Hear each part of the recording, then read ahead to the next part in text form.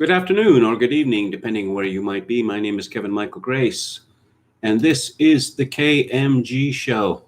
I'm going to be talking about the second presidential debate in a few minutes, but first I thought I would talk about Calvin Coolidge, who was the 30th president of the United States and served in office from 1923 to 1929. I've been thinking about Calvin Coolidge recently because of Joe Biden, and Joe Biden constantly hauling out the corpse of his dead son in order to burnish his reputation.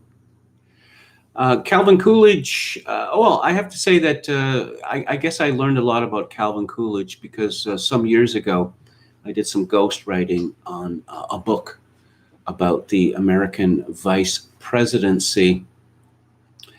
Calvin Coolidge took office after Warren G. Harding, the president, died unexpectedly in 1923. Warren Harding was a profligate, a man who was carrying on an affair within the White House itself. And he was so terrified by the thought of exposure that it rather paralyzed him and probably led to his early death. Compare and contrast that to Bill Clinton, who was caught dead to rights being serviced by an intern in the Oval Office itself. And that Rhodes Scholar thought, as he's thought about everything in his life, I can talk my way out of it. And he did. I suppose, to Warren Harding's credit, he enriched our English language with his own coinage, normalcy.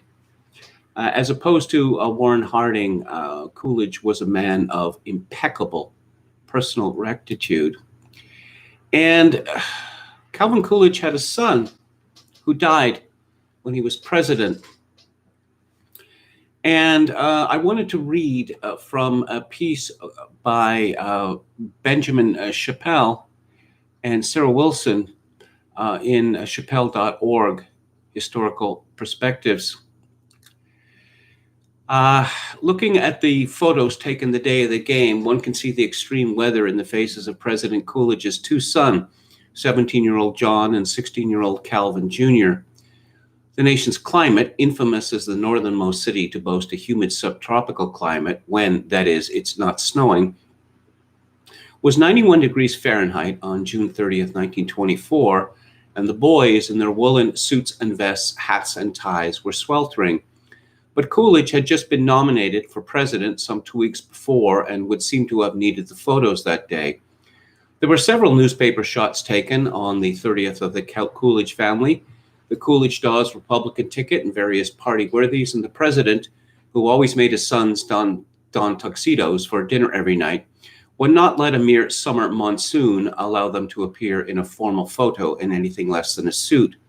Perhaps it was the heat then, or all the layers of clothing, that made Calvin Jr. forego wearing socks under his sneakers that day when he went out to play tennis on the White House court. Perhaps he couldn't find a pair or clean ones or didn't even notice, but he developed a blister on the third toe of his right foot, and by July the 2nd, it was killing him. The boy was limping, running a fever, and had swollen glands in his groin. The blister darkened, swelled to the size of a thumbnail, and red lines streaked his legs. What this meant in those days before antibiotics, Alexander Fleming's discovery of penicillin was still 4 years off, was that Calvin Jr. was, in the words of an attending physician, in trouble. Coolidge grasped this at first sight. When Charles Dawes, his recently nominated vice presidential running mate, who happened to be at the White House that night, passed the boy's bedroom, he chanced to see Calvin Jr. in great distress and the president bending over his bed. "I've never witnessed such a look of agony and despair," Dawes recalled later, as was on the president's face. It was downhill all the way. The end came too soon. On July the 5th, Calvin Jr. was moved from the White House to Walter Reed Army Hospital. His parents likewise moved into a room there to be with their stricken boy. By July the 7th, Calvin Jr.'s localized infection had developed into a full-blown sepsis. As the boy slipped in and out of delirium, Coolidge cradled him in his arms. He died at 10:20 p.m. Some who were there say the president was in perfect control of his emotions, others that he was hysterical, shouting that he would soon join his son in death. Probably fairest was the assessment of the eminent pathologist, Dr. John Albert Colmer, who had been called in to attend at the bedside. It is commonly stated that President Coolidge is cold as ice, he wrote, but I had the opportunity of seeing him in his hour of grief and to know quite otherwise. Indeed, it was the most touching and heartrending experience of my whole professional career. The death of a child at any age is unbearable, and Coolidge anguish at losing his favorite son was terrible.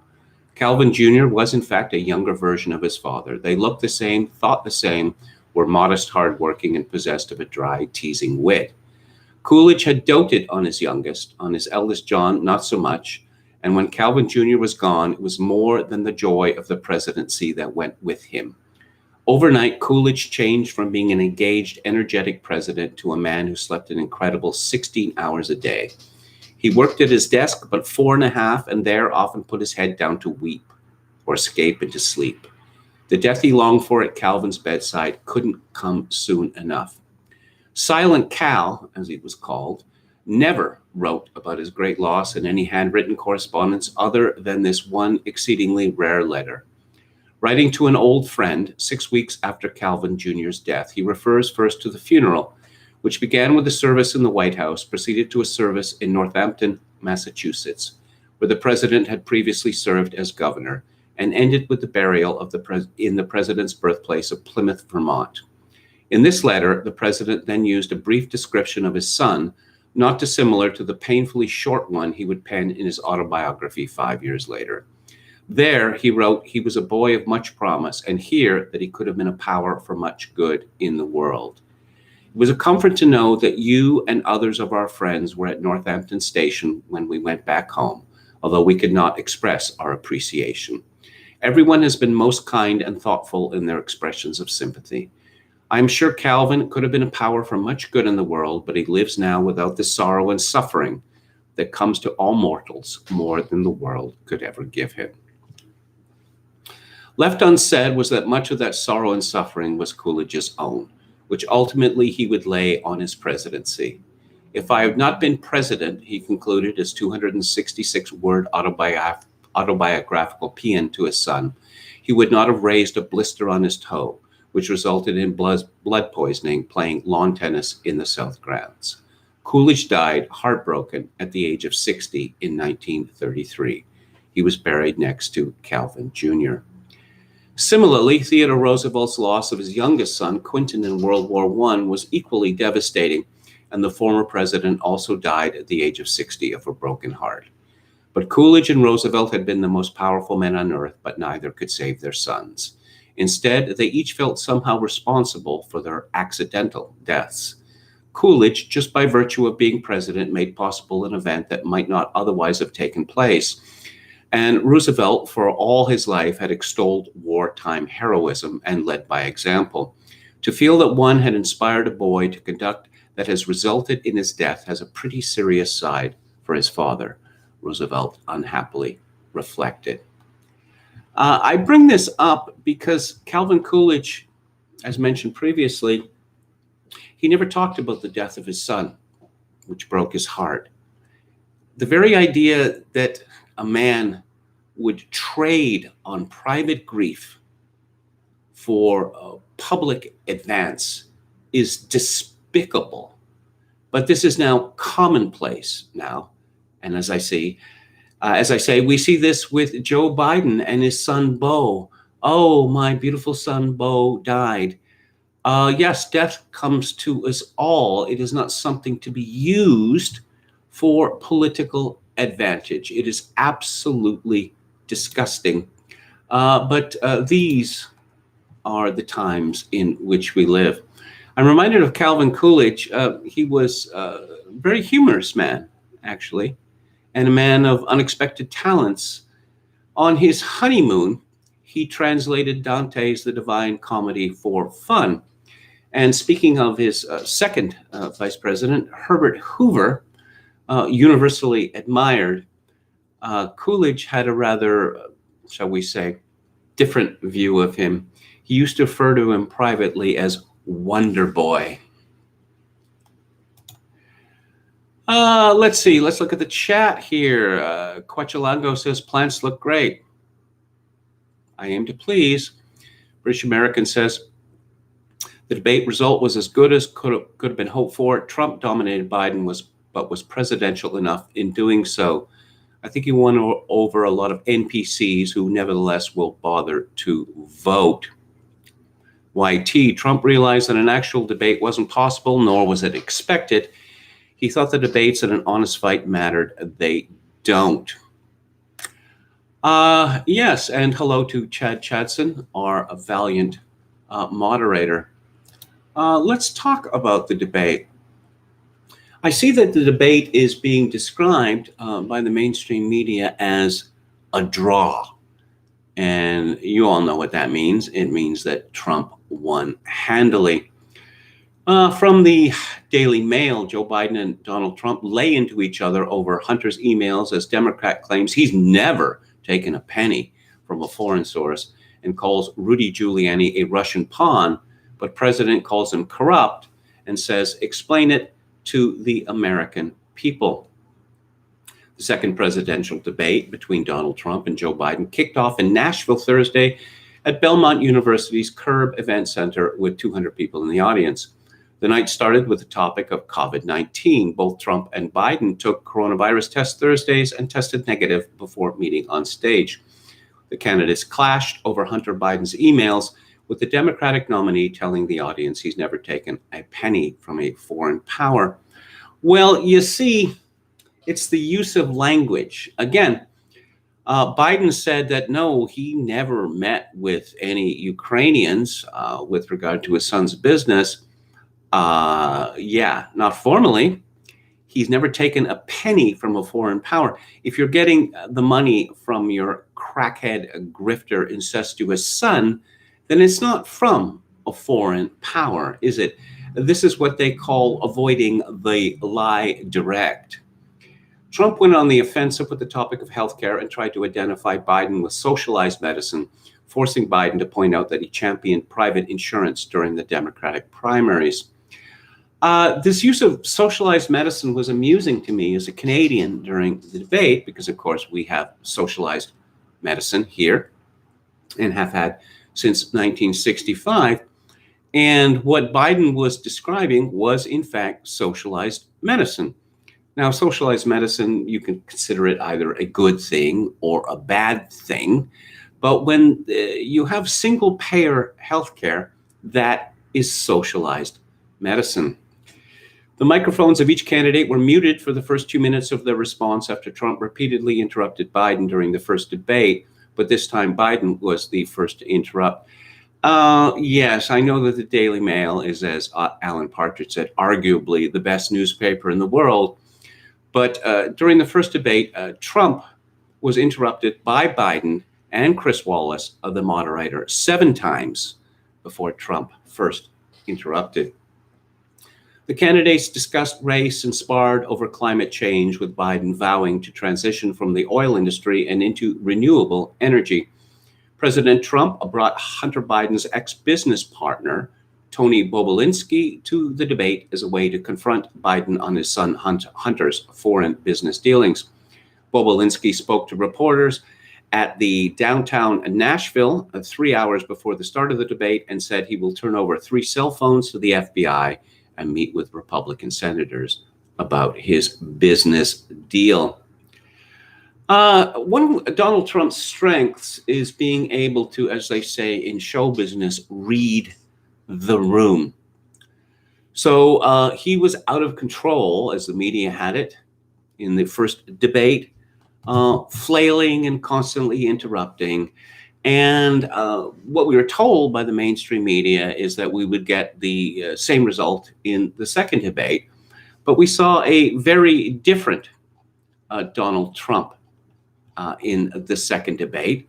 He was expected to do one thing, so he did the other. Trump had railed against the moderator, Kristen Welker, before the debate.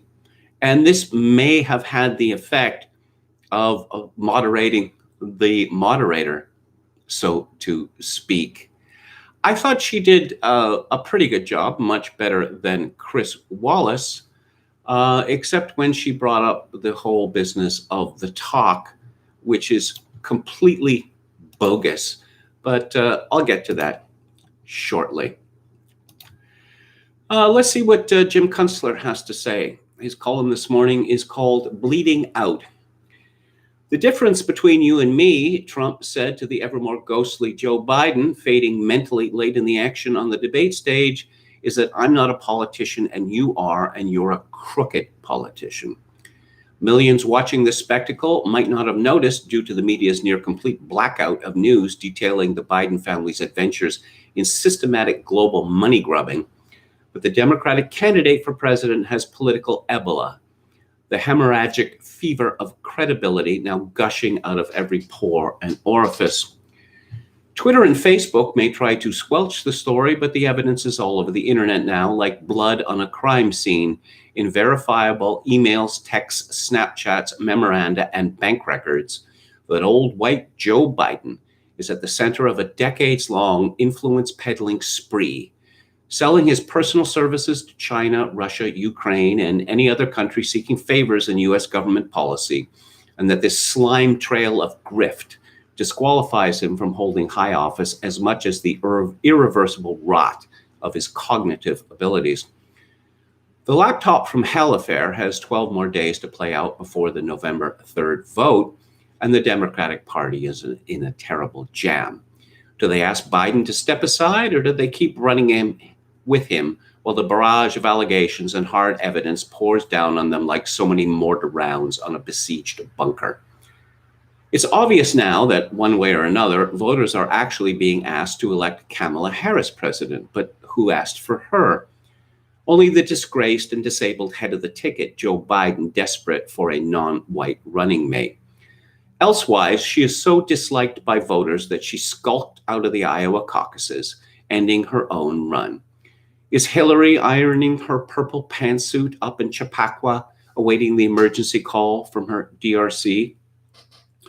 The early 2020 impeachment gambit has finally blown up in the Democrats' faces, too, as it's now obvious the phony furor over Trump's phone call to Ukraine President Zelensky was ginned up to smother any inquiry into Hunter Biden's $83,000 a month services to the Burisma gas company and its crooked chief, Mykola Zlochevsky, with help from then U.S. Ambassador to Ukraine, Mary Yovanovitch, and several of her staff, as well as then Secretary of State John Kerry.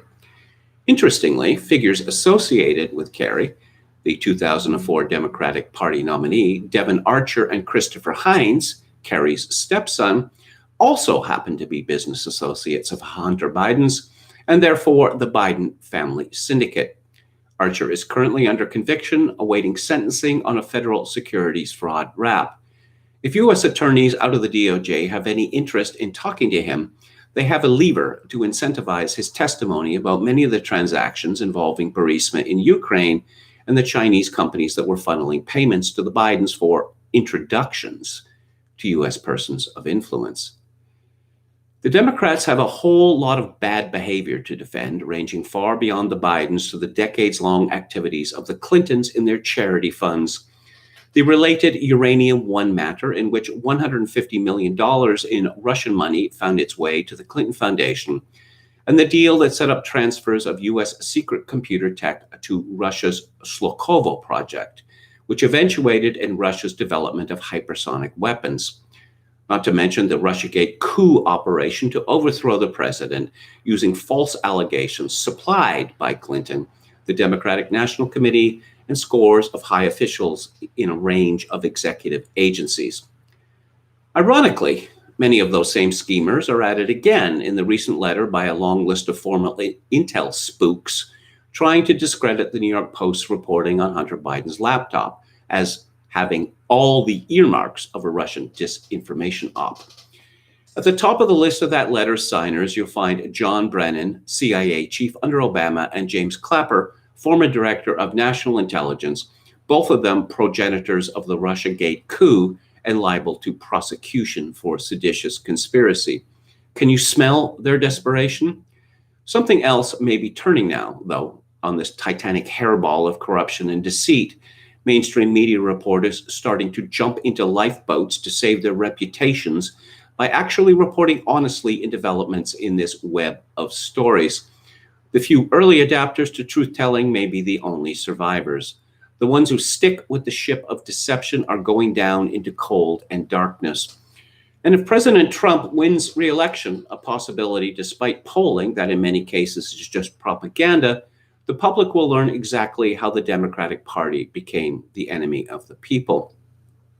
John Brennan, interesting fellow, wouldn't you say?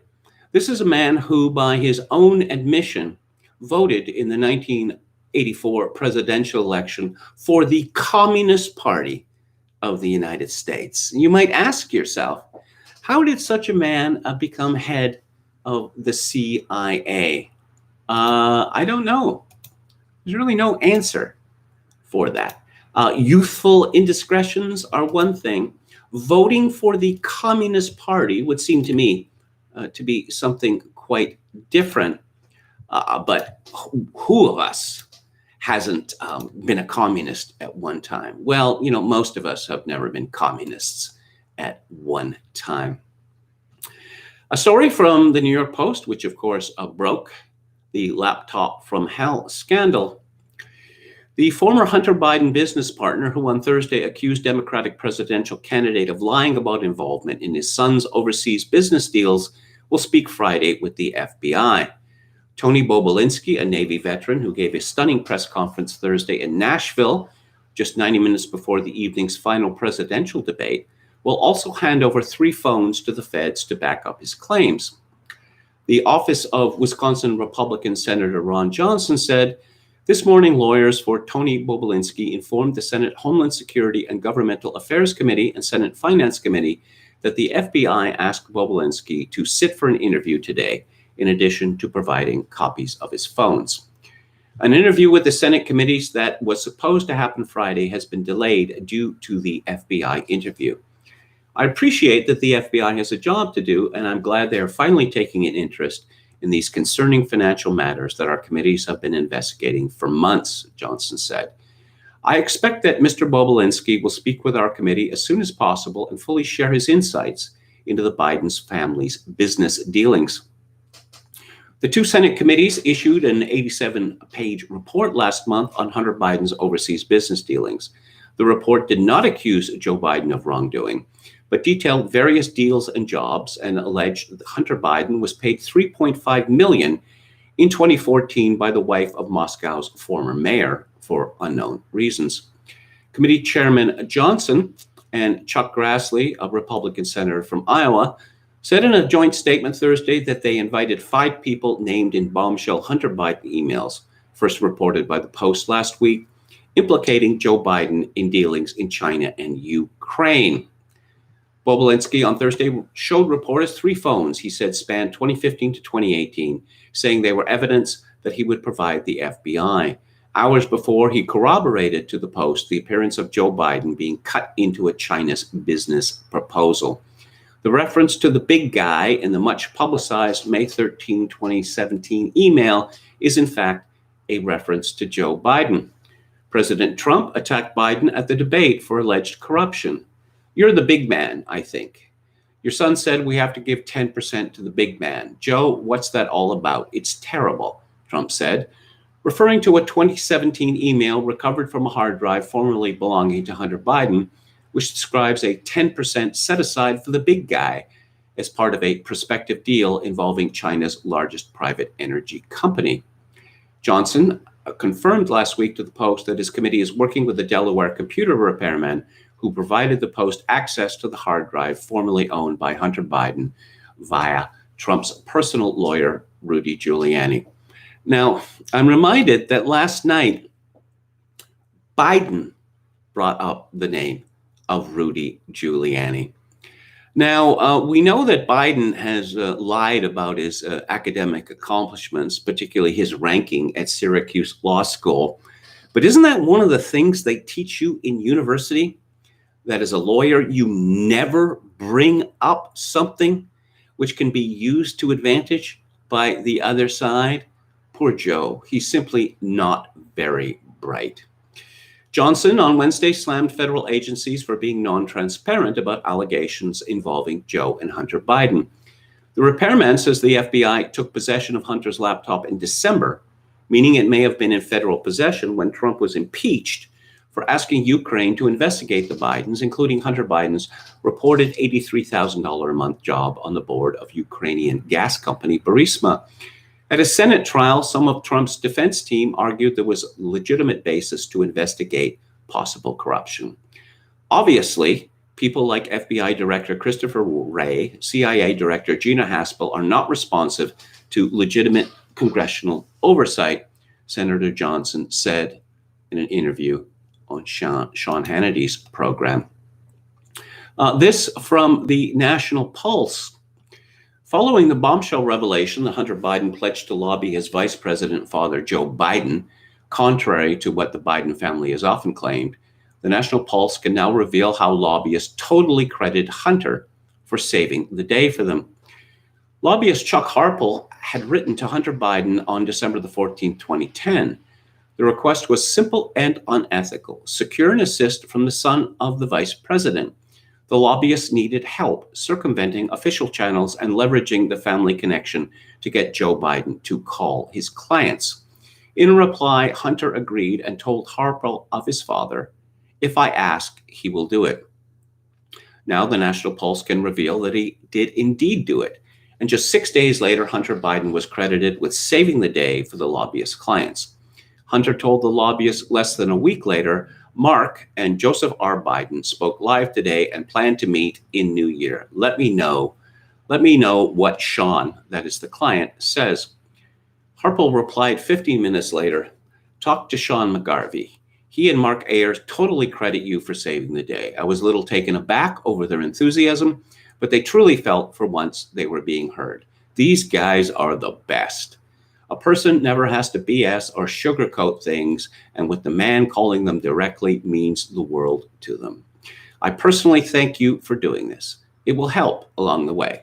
This is why I have always been a fan to have a true labor person on staff." The news flies in the face of repeated claims by Joe Biden and the left-wing media that Hunter Biden did not lobby his father. So who else is involved with all of this grifting? How about Kamala Harris, America's favorite, not a descendant of slaves? This is from Zero Hedge. Democratic vice presidential candidate Kamala Harris is listed along with other prominent Democrats as a key domestic contact for a Biden family joint venture involving Hunter and Jim Biden in the now bankrupt CEFC China Energy Company, according to Fox News. An email exclusively obtained by Fox with the subject line Phase 1 Domestic Contacts Projects and dated May 15, 2017, Biden's brother, Jim Biden, shared a list of key domestic contacts for Phase 1 target projects. The email is unrelated to the laptop or hard drive purportedly belonging to Hunter Biden, the former vice president's son. Also included are Senate Minority Leader Chuck Schumer, Senator Amy Klobuchar, Senator Dianne Feinstein, Senator Kirsten Gillibrand, New York Governor Andrew Cuomo, New York City Mayor Bill de Blasio, former Virginia Governor Terry McAuliffe, among others. The email with the key contacts was sent by Jim Biden to institutional investor Tony Bobulinski, Hunter Biden, Rob Walker, and James Gilliar. It is unclear if any of the Democrats listed above were contacted about the target projects. As an aside, Bobulinski was notably admonished by Gilliar for mentioning Joe Biden's involvement with their dealings. In text messages obtained by the Federalist, Hunter Biden's business partner, James Gilliar, admonished Tony Bobulinski, May 20th, 2017, "Don't mention Joe being involved. It's only when you are face-to-face." And then he brings up Hunter's role in a 2020 Joe Biden presidential campaign. "I was brought into the company to be the CEO by James Gilliar and Hunter Biden," Bobulinski told Fox. The reference to the big guy in the much publicized March the 13th, 2017 email is in fact a reference to Joe Biden. The other JB referred in that email is Jim Biden, Joe's brother. Bobulinski, in a statement to Fox News, said Hunter Biden called his dad the big guy or my chairman, and frequently referenced asking him for a sign-off or advice on various potential deals that we were discussing. I've seen Vice President Biden saying that he never talked to Hunter about his business, Bobulinski said. I've seen firsthand that that's not true, because it wasn't just Hunter's business. They said they were putting the Biden family name and his legacy on the line. He added, I realized the Chinese were not really focused on a healthy financial return on investment. They were looking at this as a political or influence investment. Once I realized that Hunter wanted to use the company as his personal piggy bank by just taking money out of it as soon as it came from the Chinese, I took steps to prevent that from happening. Let's go to the chat here, see what's happening there. Let's see. Donald Robertson, Biden promoted single payer. Public option isn't single payer. Could end up there. Metal Mike says, once again, the moderator, especially once Biden was cornered, joined as Biden's tag team member. Well, yeah, I take your point, but it's all a question of compared to what? Compared to Chris Wallace in the first debate, or Lester Holt in the NBC debate from 2016, Welker looked pretty good in comparison. Jonathan Ferguson said she did a good job until Trump praised her during the debate. Once again, reading the room. That Trump has this uncanny ability to discombobulate his opponents. Okay. Let's see. Donald Robertson, Brendan gave a lot of... Okay, I'm not going to repeat that. Metal Mike says in Canada, private basic healthcare is illegal and is rationed. During COVID, many people requiring basic non-emergency are being denied. Yeah, I used to write a lot about the healthcare system in Canada, and that apart from North Korea, and I think perhaps Cuba, Canada is the only country in the world that bans private basic healthcare. How good is the Canadian healthcare system? Well, it's subject to rationing. As Enoch Powell pointed out when he was Minister of Health for Britain, that the public demand will always exceed what the government can provide. He said that if the NHS was allowed to have everything that it needed or thought it needed, it would consume 100% of the British budget. As a result, in Canada, we have rationing. We have terrible scenes in emergency rooms with people with broken limbs or misdiagnosed and sent away because there are too many people to treat.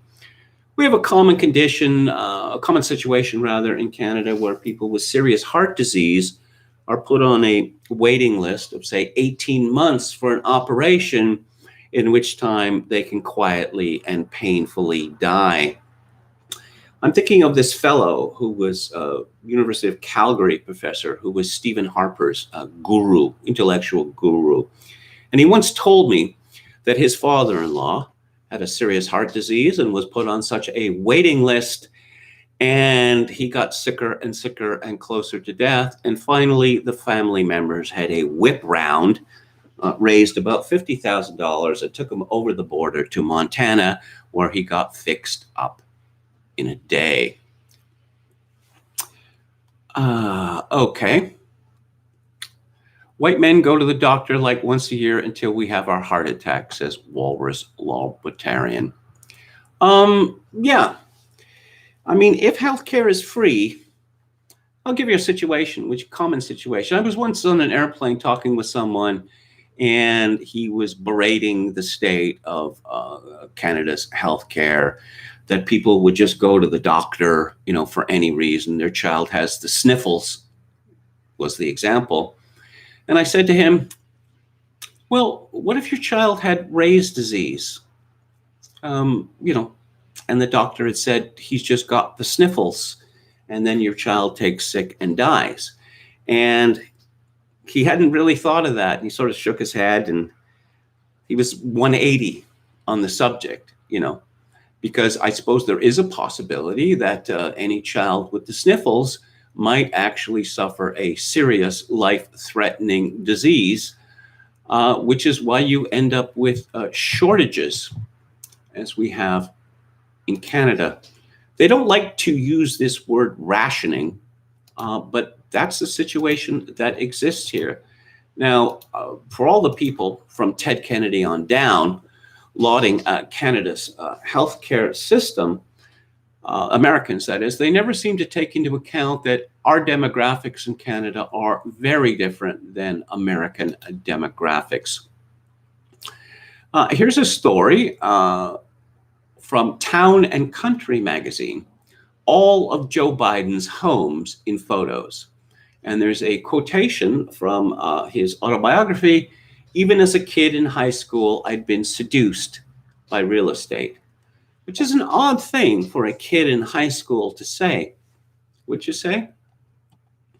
For most of his 44-year-long career in public office, I thought it was 47, Joe Biden had a nickname, Middle Class Joe. He also often called himself one of the poorest members of Congress. His scrappy roots, born in Scranton, Pennsylvania, to a father who suffered a number of financial setbacks, are now a big part of his 2020 presidential campaign's plan to appeal to American voters. But according to the Wall Street Journal, the reason why Biden was often at the bottom of the wealth ladder among his colleagues in the Senate had a lot to do with his lifelong obsession with real estate. Biden began buying homes, especially those that were outside his budget, in his 20s, taking out multiple mortgages and receiving loans against life insurance policies. His net worth was often in the negatives. In 2007, he was ranked the least wealthy senator. Today, the 77-year-old Democratic presidential nominee is hardly middle class anymore. According to a 2019 Forbes estimate, Biden and his wife are worth $9 million, much of that accrued from speaking fees and book deals that came pouring in after his vice presidency. About $4 million of that is in real estate. Now, book deals. Who would want to read a memoir by Vice President Joe Biden? I was in the Senate forever and did nothing. And then I was vice president for 8 years and did nothing. Now ponying up $30 for my book. No, this is another example of what I like to call the ex post facto bribe. While the Biden's collection of homes pales in comparison to his opponent Donald Trump's many gilded palaces, the family still lays claim to an impressive group of stately digs. Cases in point, in Greenville, Delaware, and this is a rather handsome building, I must say. In 1996, Biden purchased 4 acres of secluded lakefront land in the upscale suburb of Wilmington, Delaware, and built this 6,850 square foot home. So let's see.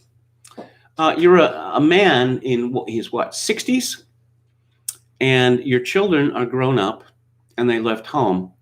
Why do you need a 6,850 square foot home? According to Zillow, the lot was purchased back then for $350,000, and the property is now estimated to be worth more than $1 million, although a real estate expert put that figure closer to $2 million. I've heard estimates as high as $16 million, actually.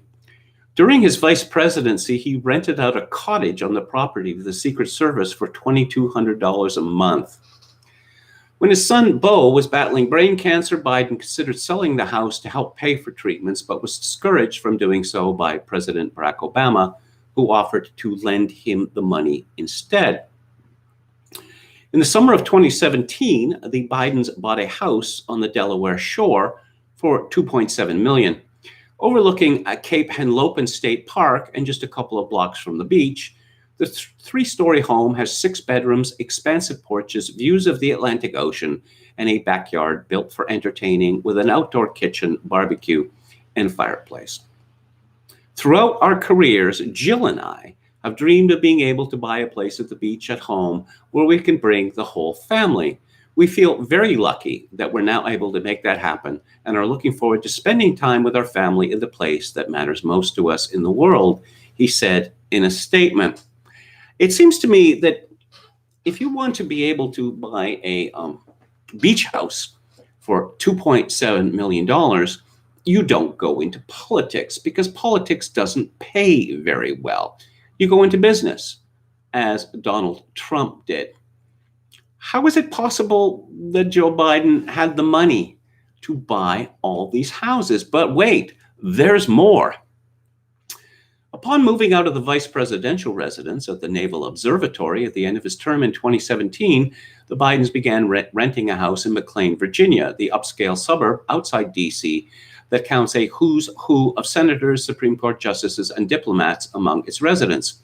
It's also where Jackie Kennedy grew up. This Georgian-style house, which they rented from venture capitalist Mark Ein, Zillow estimates it cost $20,000 a month, used to be the home of Alexander Haig, who was the Secretary of State during the Reagan administration and the White House Chief of Staff to Presidents Nixon and Ford. Sprawled out over 12,000 square feet, the 5-bedroom mansion has a gym, sauna, floor-to-ceiling windows, and a driveway big enough for 20 cars. It was reported in February that the Bidens are no longer renting this mansion. This is from the National Pulse. While Biden, or the big guy, has his real name attached to his private account for some time, it changed around early 2016, going from Joseph Biden to Peter Henderson in Hunter's emails. It is unclear whether this change was on Hunter's end, on his devices, or on Joe's, but Peter Henderson's emails included messages such as "keep in touch, love dad," and shared links, often about Hillary Clinton. In Tom Clancy's Jack Ryan series, Peter Henderson is the name of a KGB mole that infiltrated the United States government. Yeah, this is what happens when you are too clever by far. For instance, the investigation, the coup attempt against Donald Trump was called Operation Crossfire Hurricane, of course, referring to the Rolling Stones song Jumping Jack Flash. Here's a message from Joe Biden, and I can barely believe this in the sense that, has the distinction between fantasy and reality completely disappeared? This is from October the 19th. Voters assemble. The cast of the Avengers unite for democracy, with Senator Kamala Harris, October 20th at 6:45 p.m. Eastern Time, cast Q&A and trivia game hosted by the Russo brothers, featuring Don Cheadle, Chris Evans, Scarlett Johansson, Paul Rudd, Zoe Saldana, Mark Ruffalo. Yes, and conspicuously absent from this list is Chris Pratt, which has led to an ongoing attempt to cancel him. Apparently, it's not enough in Hollywood anymore to be reliably left-wing and to be a member of PETA. One must make public appearances for the Democratic presidential candidate.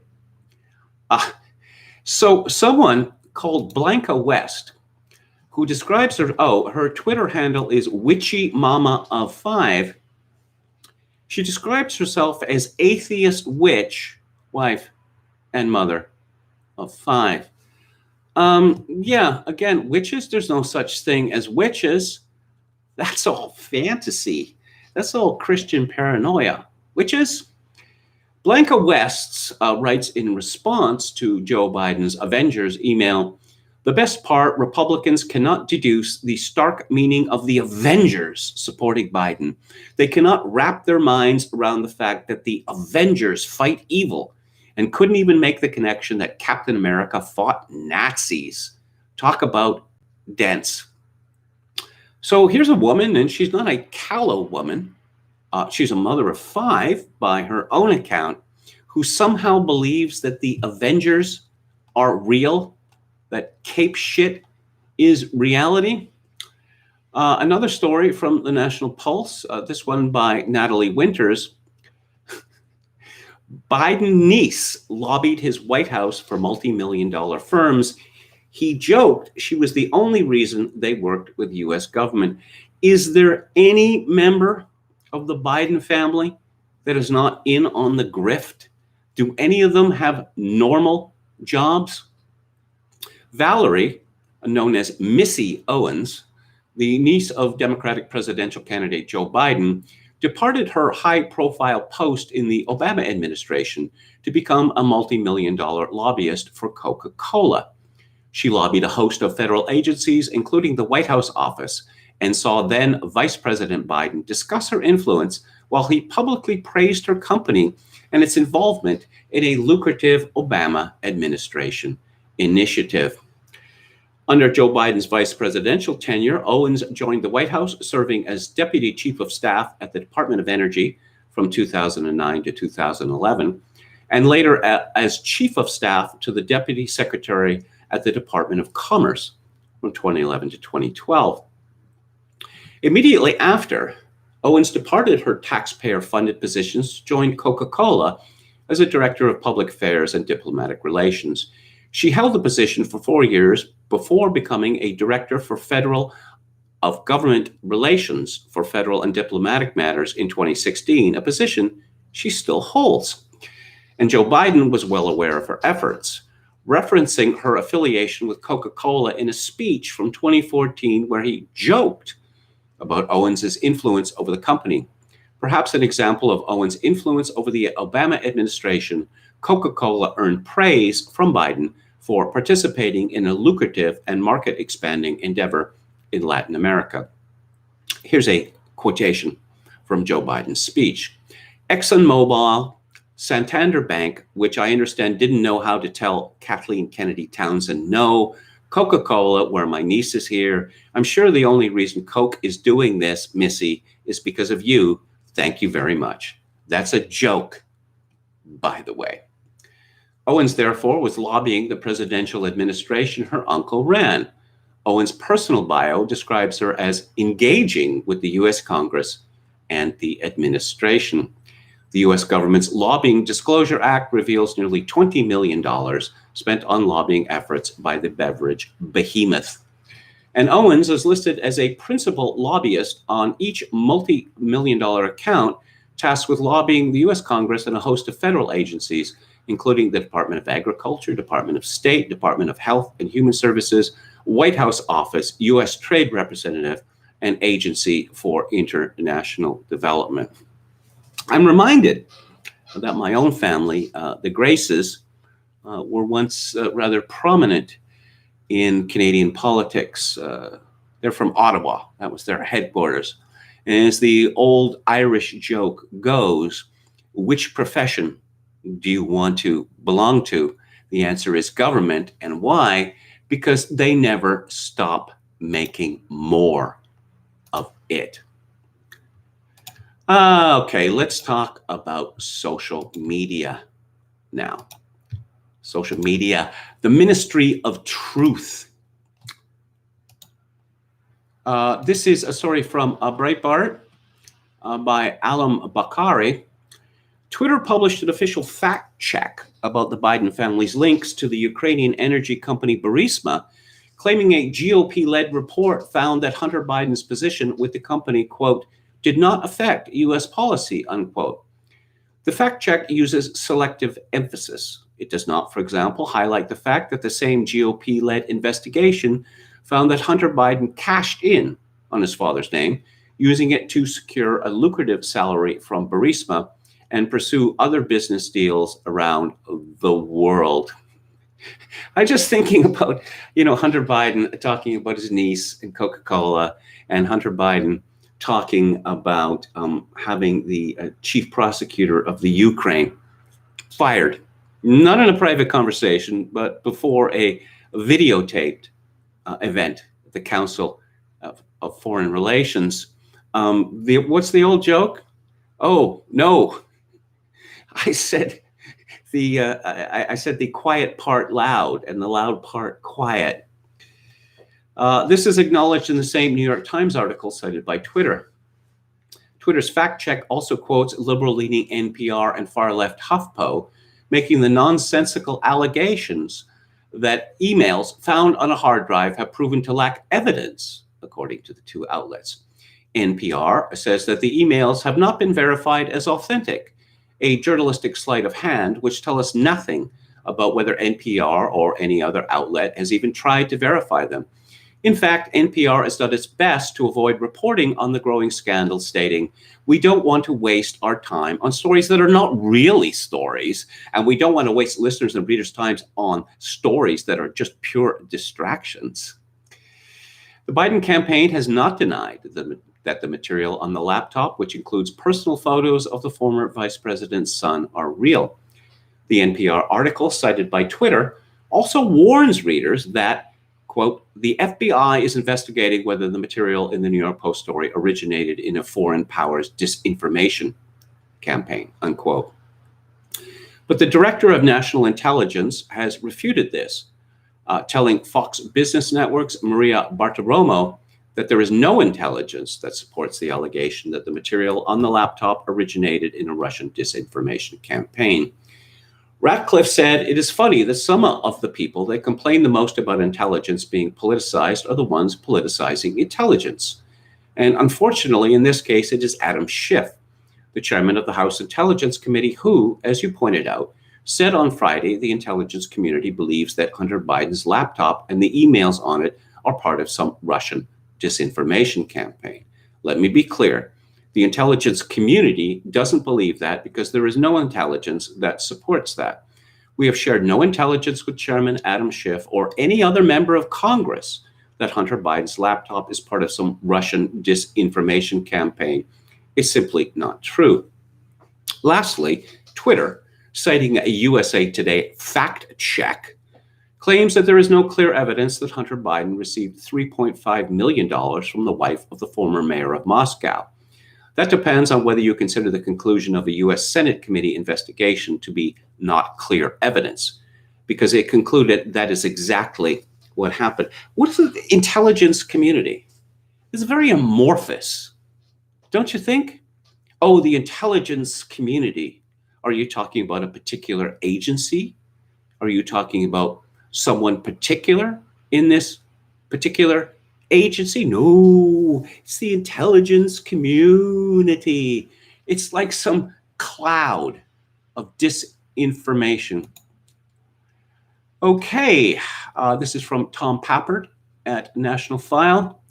This morning, Facebook banned National File editor-in-chief Tom Pappert's irreverent pro-Trump meme page, God Emperor Trump, for the seventh time since he launched it in 2015, claiming that Pappert made the nearly 5-year-old page to evade a recent Facebook ban.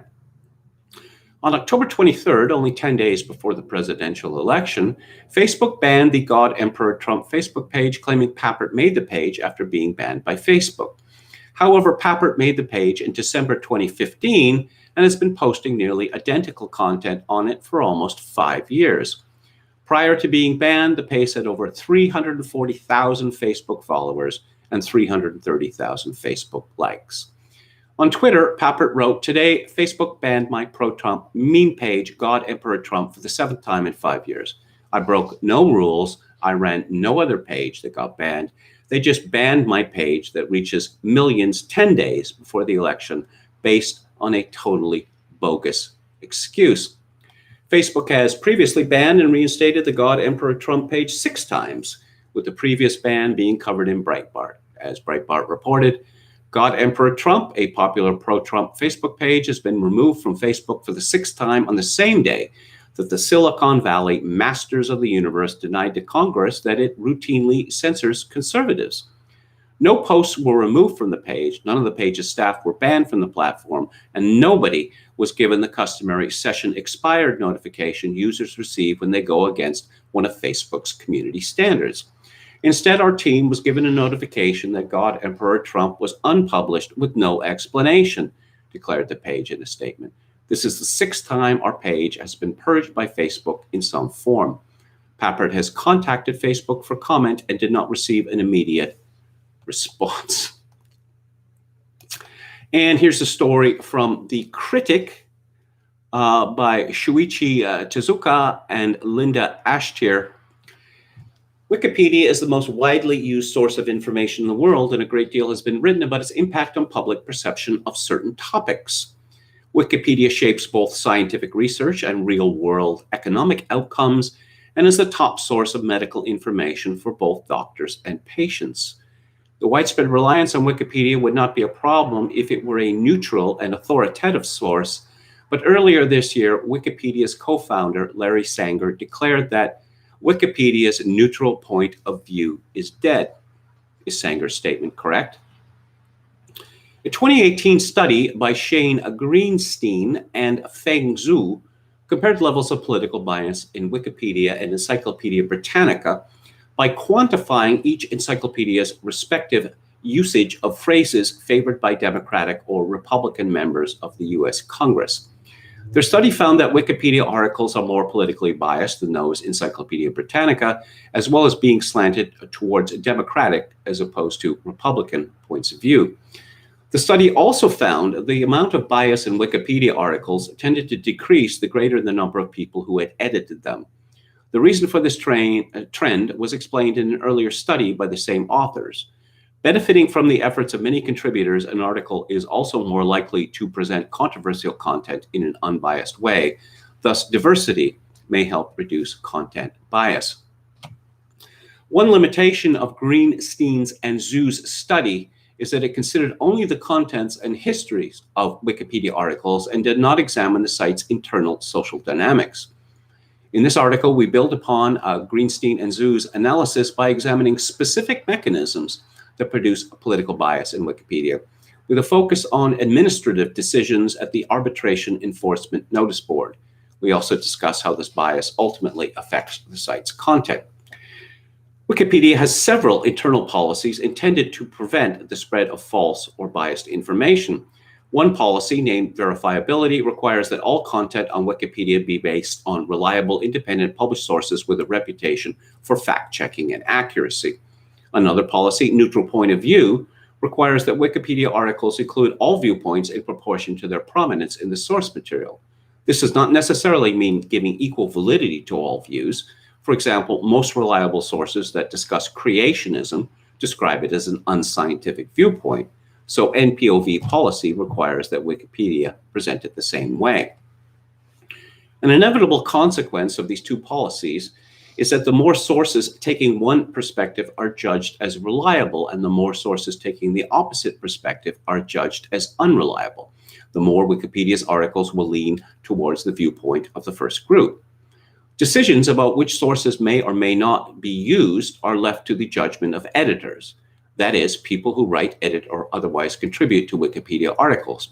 And these decisions are usually made at Wikipedia's reliable sources notice board. Most relevant to assessing bias is the question of which sources have been deprecated, which means a source that has been formally prohibited from being used in all but a handful of cases.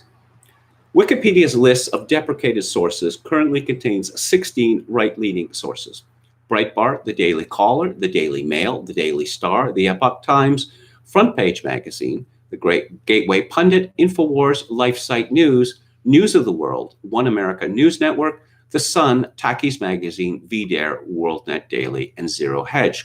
And just one left-leaning source, Occupy Democrats. Other politically biased sources have also been deprecated, but it's harder to position them on the left-right political axis, such as media companies controlled by the Russian or Chinese governments. The deprecated right-leaning sources include both those that advance far-right conspiracy theories, InfoWars and WorldNet Daily, and those that advance ordinary conservatism, the Daily Mail and The Sun, as well as many shades of gray between those two extremes. It could be argued that even the non-extreme sources that have been deprecated are not of particularly high quality, so the prohibition against citing them is not a problem per se, but a similar standard has not been applied to lower quality left-leaning sources such as Counterpunch, Alternet, and the Daily Kos. Let's see what's going on in the chat. Hauper, ex-naval officer, recovering substance abuser, bagman. I gather that's a reference to Hunter Biden. He was a naval officer for how long? A month? Donald Robinson says, okay, I'm not going to repeat that. Not going to repeat that. But he does say Wikipedia no longer allows referencing Fox News. The Daily Mail is a right-wing tabloid from Britain, but it is one of the best-read newspapers in the United Kingdom, and on the internet, I believe it's in the top 10 of news sites. That somehow the Daily Mail is disreputable. Again, is it because Alan Partridge is so fond of it? Head McNeck says Chris Pratt confirmed best Chris ever. Metal Mike says, sadly, the Avengers have turned into the Seven. Captain America is now Homelander. Quachalango says, aren't witches just Unitarians? An atheist witch. Witchcraft is, as I understand it, calling upon the devil for personal power. If you don't believe in the devil, then who are you calling to for personal power? Donald Robinson reminds us of shaky, quivering, sweaty Al Haig after Reagan was shot. I'm in control. It's rare that with a single sentence, a man can destroy his dream of becoming president of the United States. But Al Haig certainly pulled it off. YT says, I could never be a pediatrician, constantly dealing with panicky parents. Teresa Tam, Canada's chief medical officer, is a pediatrician by training. So one would think that she would be familiar with panicky parents. And at the beginning of the COVID-19 pandemic, she was following the line of the World Health Organization, and that this was overblown. That it's not a big deal. The big problem is xenophobia and racism. And then she got panicky, very panicky, and continues to scare us all to death on pretty much a daily basis. Quachalango says, I like Carl Denninger on the healthcare issue, and so do I. Jim Kunstler has pointed out that the biggest problem with the U.S. healthcare system is the lack of a price nexus. If you're not paying out of your own pocket for treatment, well, then whoever it is can charge you whatever they like.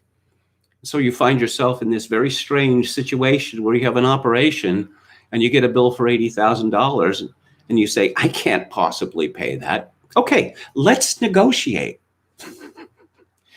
Denninger says that the monopolies should be busted up, and he is absolutely right. And this is something that Trump could do without bringing in socialized medicine. The idea that people are pay, for a hospital room for a single day more than they would pay for a suite in a 5-star hotel is completely absurd. The amount that they are billed, $150 or $200 for a nurse delivering a Tylenol, again, similarly absurd. Okay, so what is coming up next? Hang on, file with me.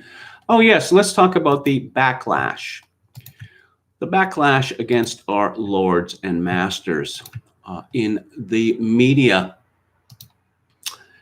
This is from Lionel Duquesne. Isn't he behind the Orwell and Good website? I believe so. Cuties backlash. Netflix signups plummet with only 177,000 new U.S. users, down from a $1.3 million forecast. Even though millions of potential consumers around the globe are in lockdown, Netflix's pallid subscription reports raised many eyebrows. Netflix fell shy by less than two-thirds of expected new subscribers, dropping from the forecast at 3.57 million to 2.2 million worldwide. Only 177,000 of those new subscribers were amassed in the United States, where Netflix boycotts over cuties raged over the last several months. In the same quarter of 2019, Netflix gained 6.8 million net subscribers. The Cuties movie drew international outrage on social media as the movie depicted scantily clad preteen female performers in various sexually suggested dances, poses, and predicaments throughout a film whose meta-narrative was to expose the cultural clashes experienced by traditionalist-leaning migrants in a sexually permissive, sexually liberal French society when coming of age. However, the hypersexualization of young girls eclipsed any deeper meaning to the movie. As a result, various critics and mainstream media publications balked at the public outcry and steadfastly defended the movie despite its risque and quasi-pedophilic content. And consequently, the anemic Netflix report was penciled in as a cuties-inspired boycott drive.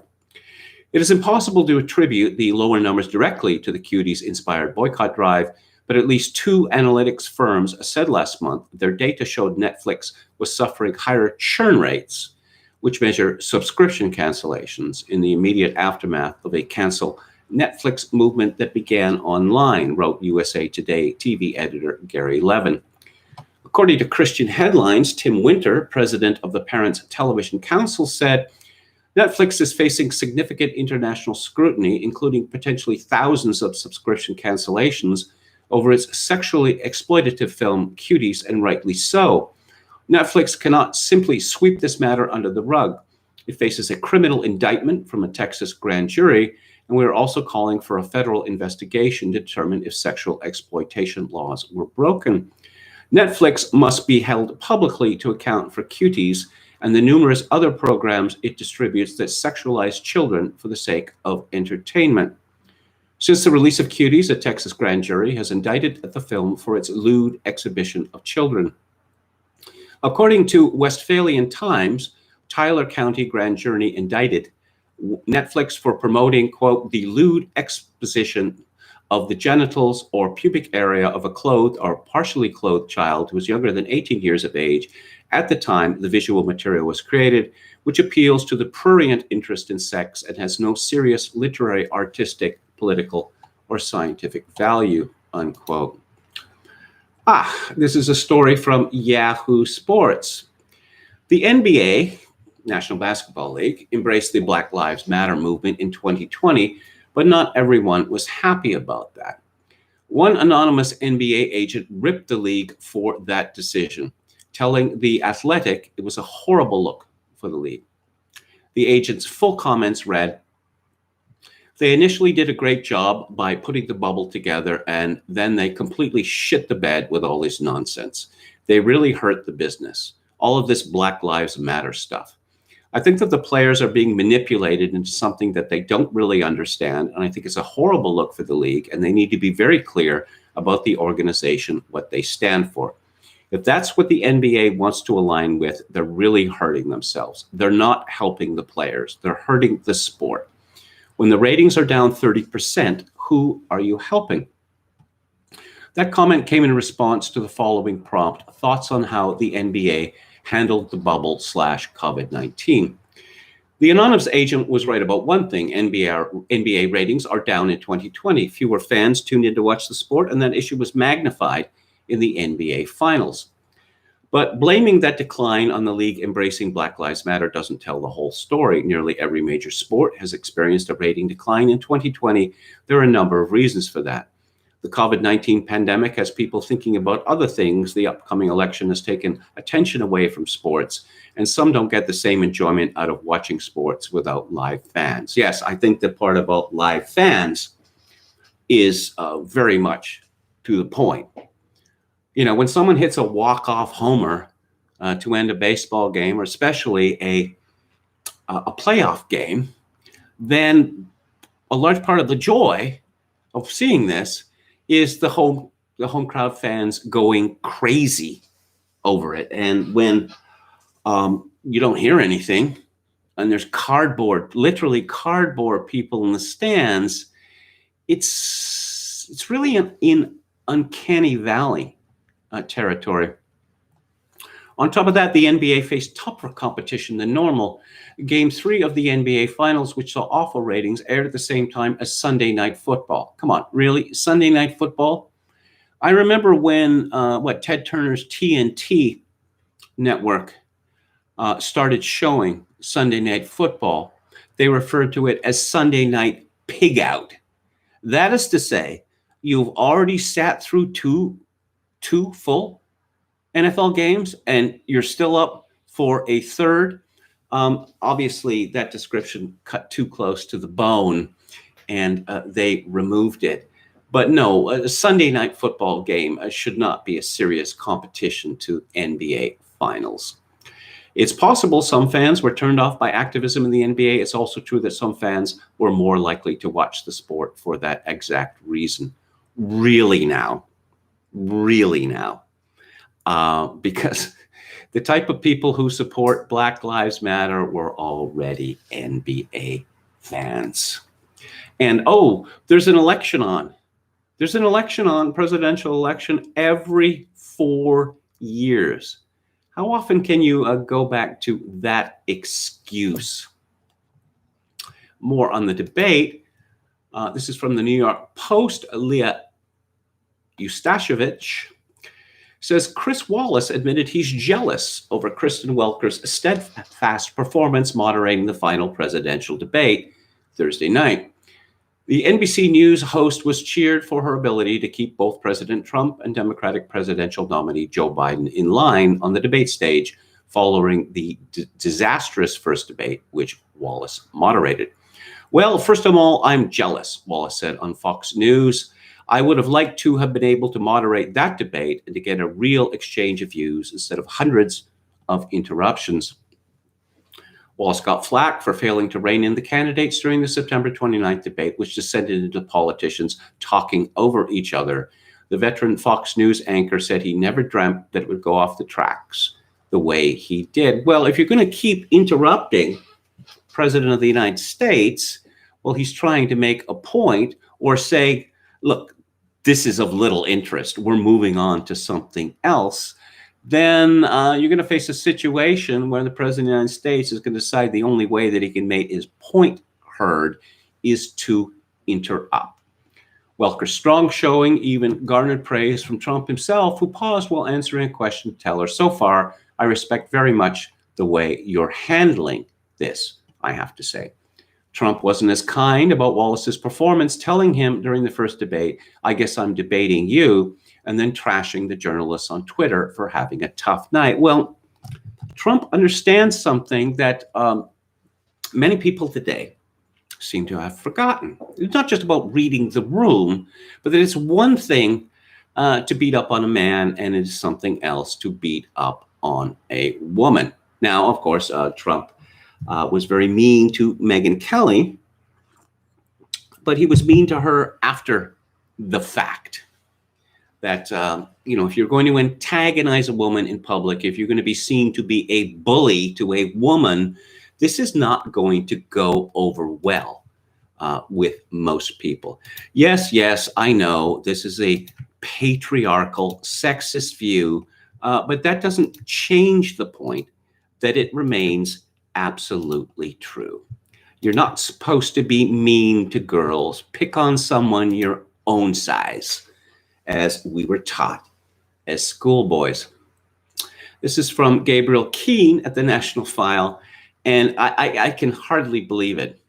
Someone named Darshun Kendrick, D-A-R apostrophe Shun Kendrick, who has a blue tick and problem glasses and burst mattress hair, tweeted, did Donald Trump just say 545 kids they can't find their parents for came over through cartels and coyotes? How the hell does a coyote bring a whole human across the border? Lord, stop talking. I guess this woman has, never heard of metaphor?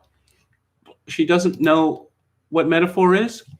Okay, so Darshan Kendrick has her background picture is a Biden-Harris bumper sticker.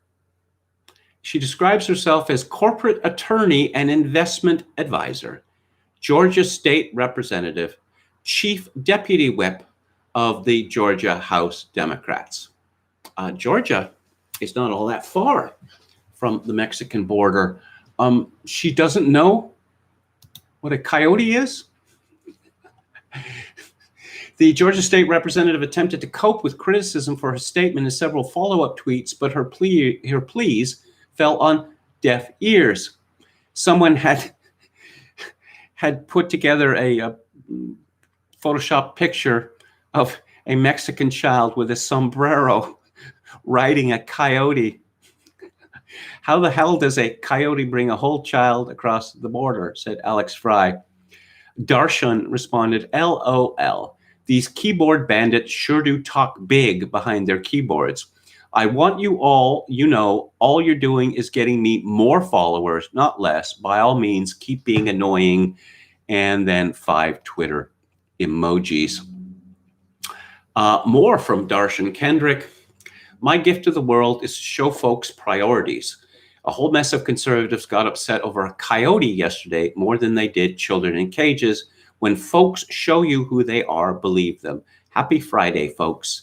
11 more days. And then there's a picture of her. It's a corporate picture, Kendrick Advisory Advocate Group, LLC.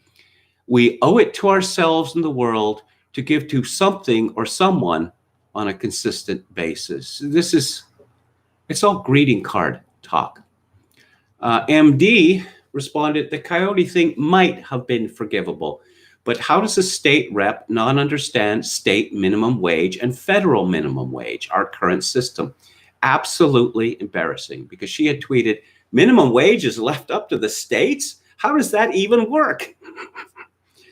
Yes, this is the chief deputy whip of the Democratic Party in the Georgia state legislature. Kendrick was roundly mocked for her ignorance on the issue, despite somehow having been elected to public office, but she was far from the only Democrat activist who didn't understand what a coyote is. And attached to that are dozens and dozens of tweets. Jennifer Thompson, another blue tick. Children are brought here by coyotes. Trump, F off.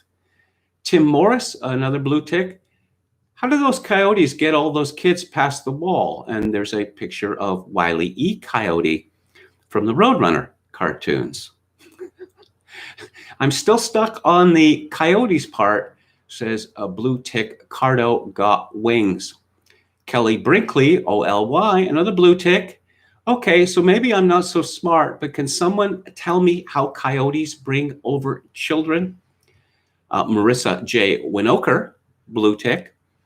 Holy shit, coyotes are bringing children to America. He has said some crazy shit. This is beyond insane. The night is still young.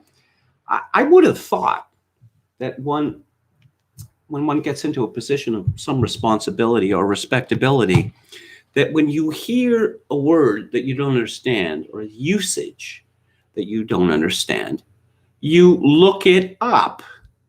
You look it up on one of the, say, many online dictionaries that are available for free on the internet, or you look it up, say, on Wikipedia. Is that really too hard to do? Coyotes? Why is Trump talking about coyotes? Okay, we're gonna bring up coyotes here in Wikipedia. Oh, okay, now I get it. That is apparently too much for some people, including the deputy chief whip of the Georgia House Democrats. Let's see what's going on in the chat. Halper says, best part of the first debate was Biden almost blowing his stack at Trump for needling him over his son. Donald Robertson, Georgia isn't near Mexico. Well, it's closer than, say, Washington State is, or North Dakota, or New York State. Could KMG name all 50 states on a blank U.S. map? Yeah, I think I could do so. Oh, he'd get 40 or 50 plus, but miss a few. No, I don't think I would miss any. I've been to many. How many U.S. states have I been to? Around 20. Entrusting your children to coyotes is dangerous, says Walbert Libertarian. Indeed, it is. Now, Biden was insisting that these children were brought to America by their parents. We were told this whopper about the long line of families coming from Guatemala to the U.S. border, that I'm expected to believe that a mother with her two children, including maybe a 1-year-old or a baby, they walked 1,200 miles. No, sorry, not going to happen. I could name provinces too, says Donald Robertson. Well, there's only 10, as Yo Mama points out. There are also 3 territories. That would be a little tougher. There used to be just 2, and then Brian Mulroney decided that there had to be 3, which led to the joke, I'm having none of it. It's a joke only Canadians would get. So, Conrad Black. I was asked about Conrad Black this morning, about what I thought about him. I wrote a long piece in Chronicles about him in around 2006. And he's a straight up crook. He was rightfully convicted. One of the things that he did was that he and David Radler sold companies which they controlled to themselves and inserted a non-compete clause. That is to say, they were paid money for agreeing not to compete with themselves, which is just straight up kickback. But Conrad Black, he served his time. I remember, I think it was the last time that I was on CBC television, their news program on Sunday morning. They asked me to talk about Conrad Black because I'd written about him. And I said, in my opinion, that there was a serious chance that he might go to prison. And all the so-called experts on the panel in Toronto will, Conrad Black going to prison? This guy's an idiot. Yeah, well, I guess I had the last laugh over that. Conrad Black writes, one more time, I inflict upon readers my grievous reservations about the response of this and many other countries to the coronavirus. The basic facts are that the coronavirus is not fatal to 99.997% of people under the age of 65 and not fatal to 94.6% of people over the age of 65. The vast majority of people of all ages, including the elderly, have zero or minimal symptoms when afflicted by it. The approximately 98% of people who do contract the coronavirus and survive it appear to be thereafter largely immune to it, at least for a time. It is of the nature of this virus that it cannot be prevented from spreading. The only durable cure for a whole society is a vaccine, and as many as 7 largely effective vaccines are in the final stages of development, and some will likely be available by the end of the year. Yeah, we'll see about that. New Zealand triumphantly announced a couple of months ago that there were no remaining coronavirus cases in the country, and accordingly, its restrictive measures were being relaxed. Parliamentarians threw order papers in the air, and there were street parties and nationwide festivities. But within a couple of weeks, and despite screening processes for arriving people, the coronavirus had returned. The process for discovering, testing, and distributing a coronavirus vaccine has been the subject of such intense and universal interest that the normal time required has been reduced by over a year. Yeah, I don't think that's such a good idea. Vaccines are rarely 100% effective. Yeah, we're being told by Bill Gates and others that this new vaccine, whatever it might be, will likely be only 50% effective. But they do drastically reduce the incidence of the illness, and they strengthen the morale of afflicted populations. I'm just thinking of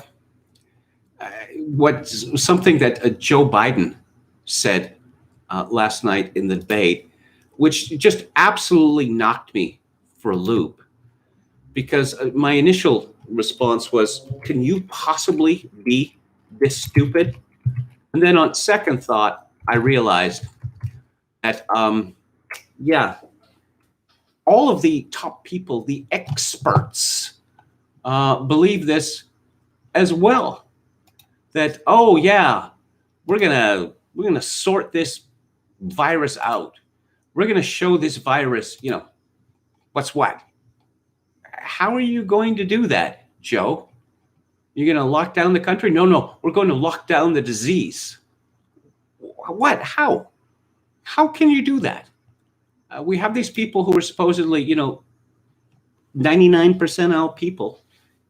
They're such great experts, and they don't know how viruses work. They simply don't understand it. Conrad Black continues, it has also been my contention that in Canada, we have been too much influenced by aspects of the coronavirus crisis in the United States that have been driven by political tactics in the election campaign in that country. The incumbent administration was practically certain of re-election prior to the outbreak of the COVID-19 crisis. The Democratic opposition saw a path to victory by agitating for a gigantic economic shutdown, which would lead to an economic recession that could then be portrayed as a needless depression generated by incompetent public health management on the part of the Trump administration, even though the administration was following its opponent's advice in shutting down and is bringing the nation back to work more quickly than had been thought possible. The U.S. economic growth rate was 32% in the third quarter, and the United States has vastly outperformed all other advanced countries in the world since coming out of lockdown. But in Canada, we have been sluggishly and doggedly attached to a shutdown policy based on infection rates, even though our fatality rate has been comparatively good. I know that the motives of Prime Minister Justin Trudeau, Ontario Premier Doug Ford, Toronto Mayor John Tory, and other Canadian leaders are in these matters sincere and commendable, but the policy has been mistaken from the beginning, and the longer it continues, the more damage it will cause. We are fundamentally shutting down the normal lives of up to 60% of the population and the leisure time of 90% of the population out of an exaggerated concern for only 2% of the population who are in fact seriously vulnerable to this illness. It is not too late for Canada to show some leadership, even though we have been long preceded by Sweden, which wisely never imposed a general shutdown. But in about 10 days, the US election will be over, and whatever the result, the rationale for the Democratic anti-Trump press, faithfully parroted by the Canadian media, to incite public hysteria will be over. The American media will cease to hammer public sensibilities with gruesome formulations about grim milestones and other somber fatuities. Canada will, as usual, plod alongside the Americans without the excuse of an election, and continental unease will subside. We could have done so much better. Joe Biden was seriously talking last night about 200, yes, he says, the expectation is that we'll have another 200,000 Americans dead between now and the end of the year. What? Okay, so 220,000 Americans have died, and this is from a disease which entered the United States, let's say, January. So now we are almost at the end of October, which is the 10th month of the year. So we have, 9-10 weeks left in the year, and 200,000 people are going to die? When people like Joe Biden say the expectation is we'll have another 200,000 dead between now and the end of the year, it really sounds as if that is what he is hoping for. He continued, if we just wore masks, the president's own advisors have told him we could save 100,000 lives.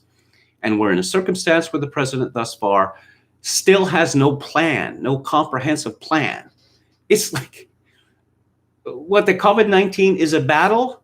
The COVID-19 is the enemy across the river? So you're going to draw up a battle plan of, the temporary bridges or the boats you're going to use to cross the river in order to defeat the enemy? This is the pathetic fallacy. It's absolutely the pathetic fallacy. Let's see. Joe Biden said, we're in a situation now where the New England Medical Journal, one of the most serious journals in the whole world, said for the first time ever that the way this president has responded to this crisis has been absolutely tragic.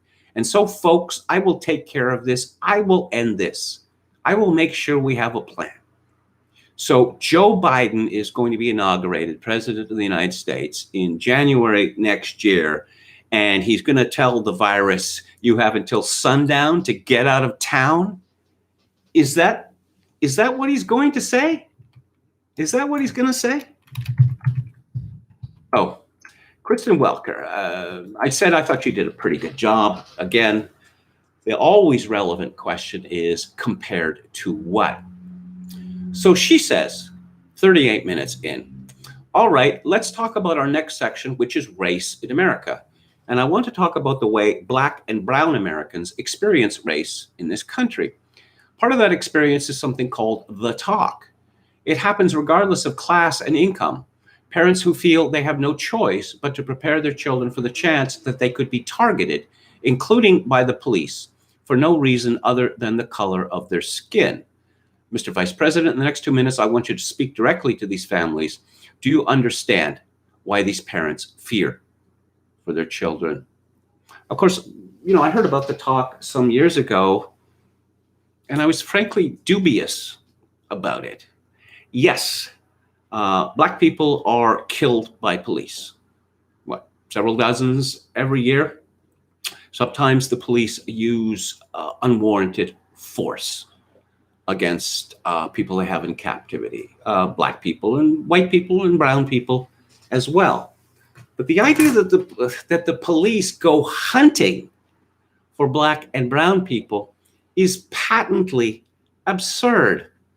It's not like you're walking down the street, dressed, I don't know, regardless of class, she says. So you see a Black man, and he doesn't have burst mattress hair and he's wearing, a suit or whatever. And the police think, yeah, he's not fooling me. I'm going to get him. That never happens. It simply never happens. Let's see. Joe said, my daughter is a social worker and she's written a lot about this. She has her graduate degree from the University of Pennsylvania in social work. Why on earth would the University of Pennsylvania have a school of social work? And one of the reasons why I ended up working on the east side of Wilmington, Delaware, which is 90% African American, I feel there's a corn pop story coming up here, was to learn more about what was going on.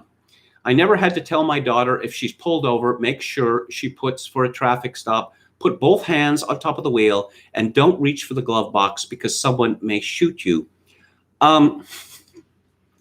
Every sane person, regardless of skin color, knows that if you're stopped by the police, that you put your hands on the wheel and you say, yes, sir, no, sir, and you don't make any sudden movements. You don't reach for the glove box unless you're directed to, because the cop has a reason to believe that you're going to pull out a gun and shoot him. But apparently this is just an African American problem. Yes, he just kept on with this, making sure that you, in fact, if you get pulled over, just yes, sir, no, sir, hands on top of the wheel, because you are, in fact, the victim, whether you're a person making $300,000 a year or someone who's on food stamps. Well, I would think that some Black person earning $300,000 a year would have enough sense to put his hands on the wheel and to say, yes, sir, no, sir, to everything that the policeman said. Okay, let's go back to the chat. Quachilango says, I think I learned the talk from Hollywood or self-preservation instincts. John Derbyshire was sacked from National Review for his own version of the talk, which is, instructing his children how to deal with African Americans.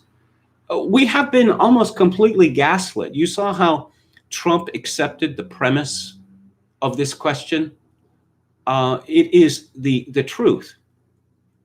And, if you gave white liberals, a truth drug, a truth serum, they would admit to this, that it is not Black people who are afraid of white people. It is white people who are afraid of Black people.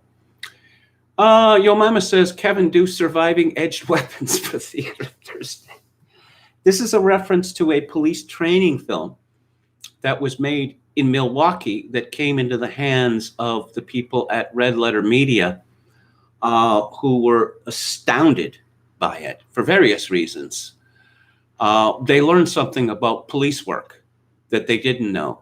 For instance, the 20-foot rule, that you do not allow a potentially violent person to come closer than 20 feet to you, because they can be on top of you in like a second and a half, you know? Also, because of the quality of the production, how professionally it was filmed. Paul Casso 88 says, Kevin, please review a Michael Mann movie for theater Thursday. I don't know. Maybe Manhunter? I like that one. I like that one a lot. It's got that Kim Greist in it. Extraordinarily attractive woman. And it has Brian Cox playing Hannibal Lecter, who was much superior to the overacted Anthony Hopkins version. Okay, so Yo Mama says, WTF are brown people. I think this is a reference perhaps to Hispanics, which is, of course, has to do with language and not race. But never mind that. Jay Smith says, every parent has a talk with their kids about the police. It's nothing racial. It's just that some people like to try and make everything racial. You know, my joke is that perhaps these people who would find themselves in this difficulty could have a tattoo on one of their hands. And, you know, in case they were, cops. Okay, I got cops in my grill. What do I do? And they would look up and read the tattoo on their hand, which says, don't pick fights with cops. Ah, yes, now I remember. Don't pick fights with cops. Because people who pick fights with cops are liable to be arrested or beaten or even killed. We're going to move on now to the Friday afternoon book club. And the book this week is by Peter Kemp, and it is called Mine Were of Trouble. Now, here's a note from the publisher, and the publisher is Mystery Grove Publishing. First published in 1957, Mine Were of Trouble is British soldier Peter Kemp's account of his service during the Spanish Civil War. With a classical journalist's eye for detail, Kemp offers a candid and remarkably impartial look at this often misunderstood conflict from a ground level, providing both a comprehensive overview of the war and its causes, as well as thrilling descriptions of combat from the front lines. Adding to the book's significance is that it is one of only very few English accounts of the Spanish Civil War from the nationalist perspective. Rewarding for both pleasure readers and scholars alike, Mine Were of Trouble is essential for anyone looking for a comprehensive understanding of this tumultuous period in European history. Despite the book's enormous value, it was sadly out of print more than 60 years, with what few used copies remain prohibitively expensive to the average person. Mystery Grove Publishing Company is happy and proud to make this classic available for the first time ever in paperback and ebook form, allowing Kemp's work to be enjoyed by a new generation of readers. We are very grateful for the enthusiasm with which our first release, The Storm of Steel, original 1929 translation, written by Ernst Junger and translated by Basil Crichton, was received. We hope to make similar lost or rare titles available to a wide audience in the near future. Please follow us on Twitter for information about our upcoming releases and other news.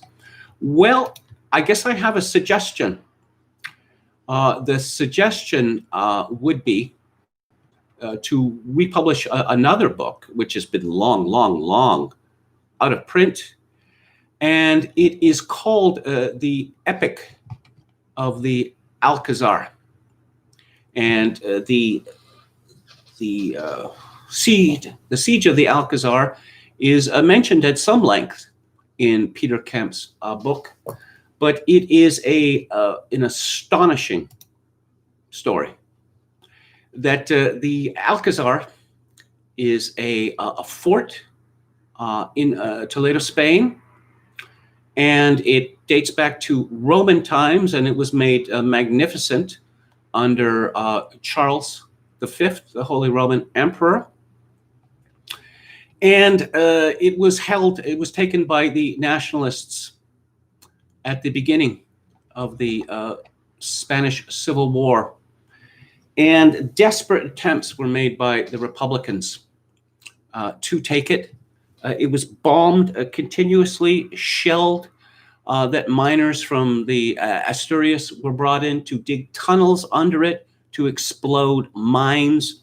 At the end of the siege, it was entirely in ruins.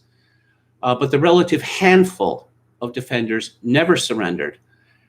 They went so far as to, this book, The Epic of the Alcazar, is by Geoffrey McNeill Moss. The governor of the Alcazar was Jose Mascardo Ituarte. And the Republicans went so far as to kidnap his son, his 24-year-old son, Luis. And they put him on the phone with his father. And he said to his father that they're going to kill me unless you surrender. And there's various versions of what his father said in response, but they can be summed up with, say your prayers and die like a man.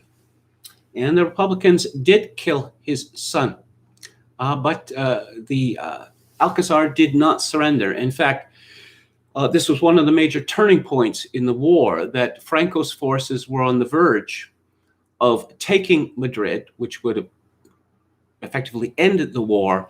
But there was desperate call for relief from the Alcazar, and Franco thought that we must heed this call. It is a matter of honor to us. And Jose Mascardo Ituarte later became a major propaganda point for the nationalists. Now, if you look at Peter Kemp, Kemp was fresh out of Cambridge University. Law career, guess, was burgeoning.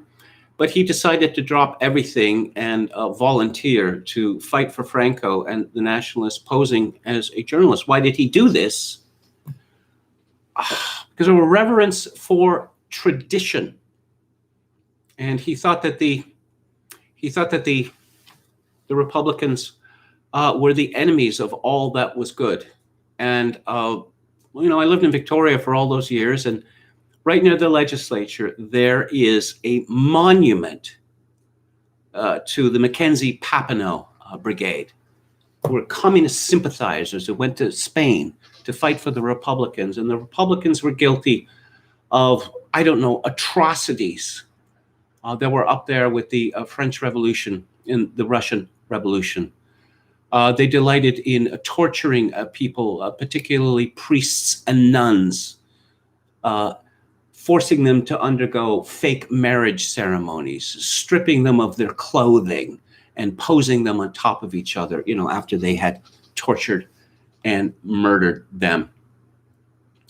This book is valuable in many respects, one of which is that, again, Peter Kemp doesn't disguise the fact that he was extraordinarily naive, that he dreamed of a life of honor. He's rather like, I suppose, Guy Crouchback, the protagonist of Evelyn Waugh's Sword of Honor trilogy, that he hadn't really no idea of what war was about. I'll read you a passage. A day or two after my arrival, we were joined by a young German officer, Lieutenant von Gaza. He was something of a mystery because he claimed to be a lieutenant of machine guns in the Reichswehr and was wearing German army uniform. Yet it seemed extraordinary that he should be sent by himself. He spoke English, but no Spanish. He was polite, but formal in his manner, speaking in a precise, clipped voice and seldom smiling. He told me that he came from East Prussia and that he was an orphan, his parents having been murdered by the Russians in Riga after the First World War. We had one or two Germans in this unit, but von Gaza held himself aloof from them, causing them grave offense. He soon transferred from us to the Foreign Legion, where he served under Captain Cancella, who subsequently became my own company commander and who told me something of his story.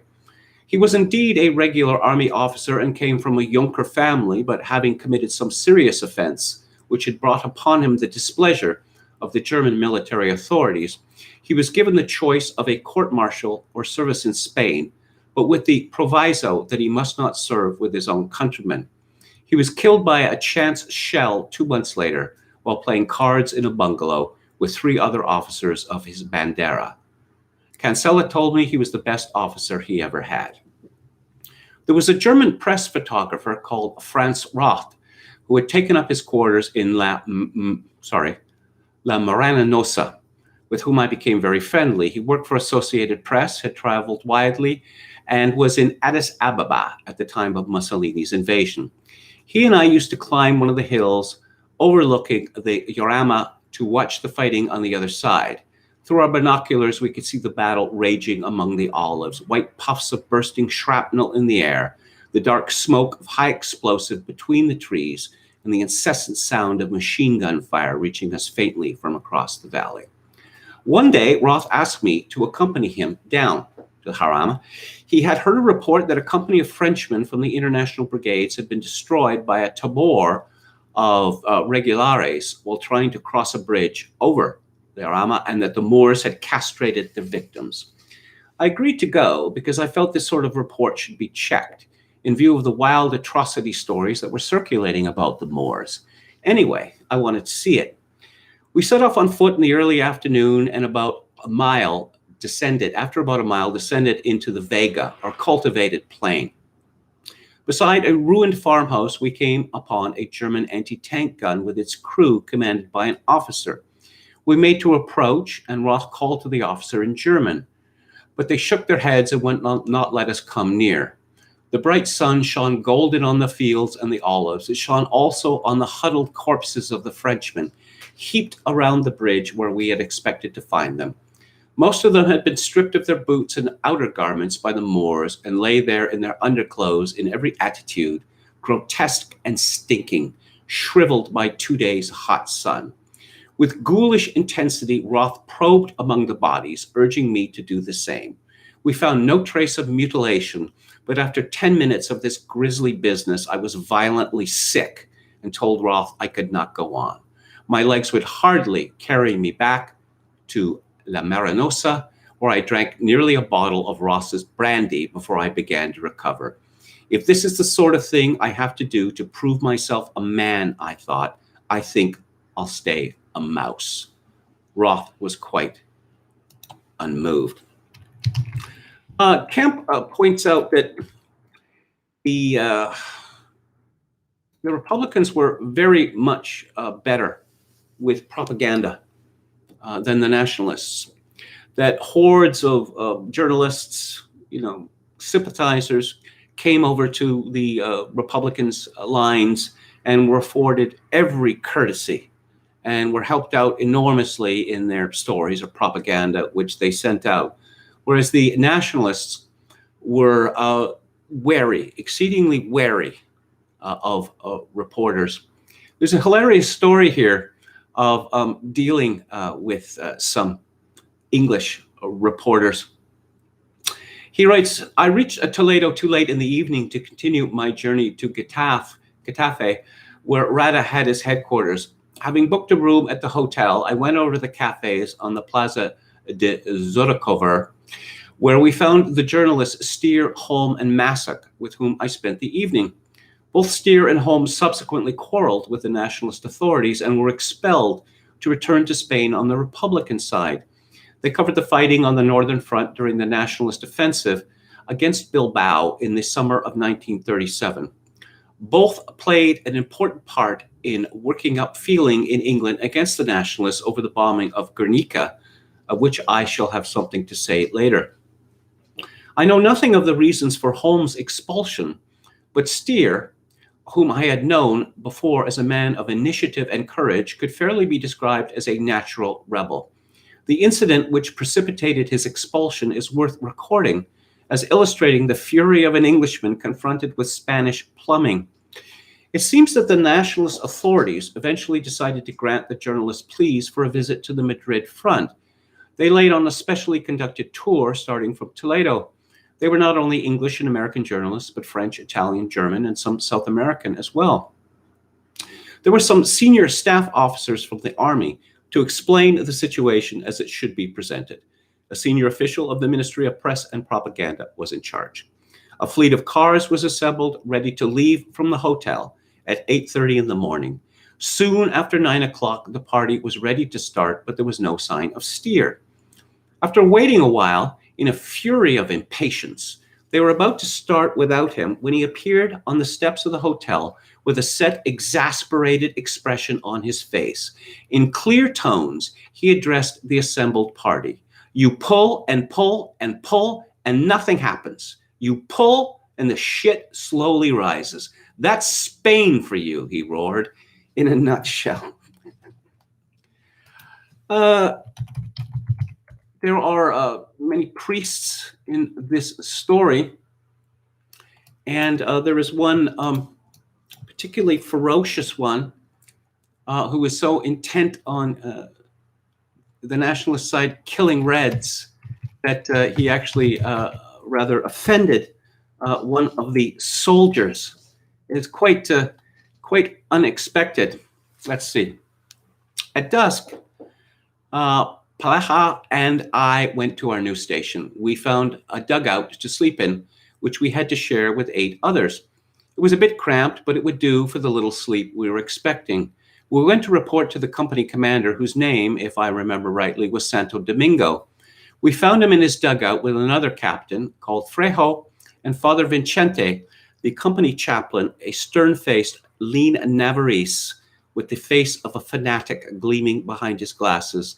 Captain Santo Domingo had a great reputation as a soldier in this tercio and was beloved by his men, whom he led by the sheer force of his own example. He was a man of about 45 with a strong, gentle face full of character. Father Vincente, in great spirits, dominated the gathering. He was the most fearless and the most bloodthirsty man I ever met in Spain. He would, I think, have made a better soldier than priest. Hola, Don Pedro, he shouted at me. So you've come to kill some Reds. Congratulations. Be sure you kill plenty. The purple tassel of his beret swung in the candlelight. Santo Domingo frowned. Father Vincente, you always talk of killing. Such sentiments do not come well from a priest. The Reds may be our enemies, but remember they are Spaniards, and Spain will have need of men after the war. Of good men, yes, but not of evil. Of good men, repeated Santo Domingo, and of evil men converted. I was fascinated as the argument became heated to see the roles of priest and soldier reversed. But I noticed that Father Vincente was alone among the party in his condemnation of all Reds as traitors who must be killed. He needn't worry, I thought. We'll have to kill all we can tomorrow, if only to save our own skins. Captain Frejo spoke. It will be a hard battle tomorrow. They must outnumber us by at least 10-1.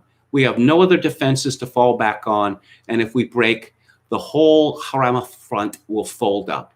God will not desert us, pronounced Father Vincente. That's a old-style priest for you. I read this book at the same time that I was reading Evelyn Watt's Sword of Honor, as I mentioned. And one really gets a flavor of what it's like to be a soldier. That there is long periods of boredom and pointless routine, punctuated by short periods of absolute terror. And Milan Astre gets a look in. Over dinner, I told him of my wish to join the Foreign Legion. You're in luck, said Mary Del Val. General Milan Astre is here in the hotel. I'll have a word with him afterwards and see what can be done.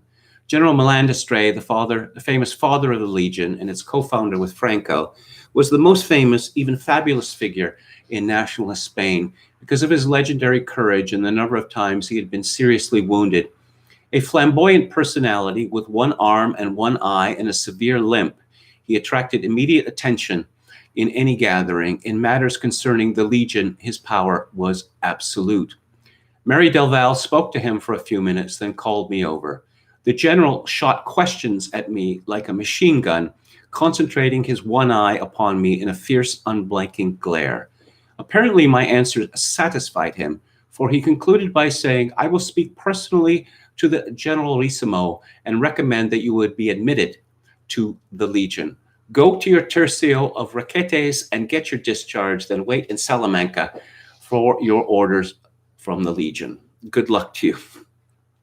This book doesn't mention that General Estre's personal motto was Viva la muerte, long live death. It's a strange thing about the Spanish people that they seem to be, for the most time, rather placid and pacific. And every so often, they give themselves over to chaos and disorder. You can tell from the selections, which I have read, that Peter Kemp is an excellent writer. I mean, he's excellent in the old school. Plain and simple is his approach, which I think is usually the best approach. And because this was a book written a long time ago, we are not bored with endless stories about his feelings. Yes, he describes when he is hungry, thirsty, exhausted, can't sleep, not able to sleep, terrified, horrified, disgusted, or whatever, but it's given up, pretty much direct. This is a very impressive book, and I must applaud Mystery Grove for making it available again as also a subsequent memoir by Peter Kemp. He's a fascinating fellow, and he ended up serving in the British Army during World War II as a member of the SOE, the Special Operations Executive. And he had all sorts of amazing adventures in Poland and Albania and such like. Soldiering seems to have been a much more interesting pastime than it has become. It's become very managerial, bureaucratic. It's not really a field for heroes any longer. Anyway, so those are my thoughts of Mind Worth Trouble, an excellent book which you should all purchase as a paperback or ebook from Mystery Grove. Enron says, Kevin, have you ever read any books by James Salter? No, I have not. I'll write that name down here. What are we talking about? Movies? I guess KMG has at best mixed feelings on The Exorcist. I do have mixed feelings on The Exorcist because it really changed horror movies, and not for the better. Because, even a book like, or even a movie like Hitchcock's Psycho or Clouseau's Diabolique, it is, it's the psychological aspect of it, that there's something bad happening, but you don't know what it is. With The Exorcist, we're going to trot up those stairs to the bedroom, and this monster is going to say and do horrible things. I mean, it's like you're beaten about the head with this.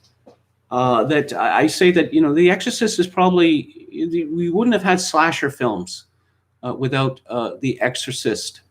I mean, it's an excellent film, no question. Paul Picasso 88 says, just kidding. I can't choose between French Connection, Exorcist, Sorcerer, and To Live and Die in LA. So much awesomeness. French Connection, yeah.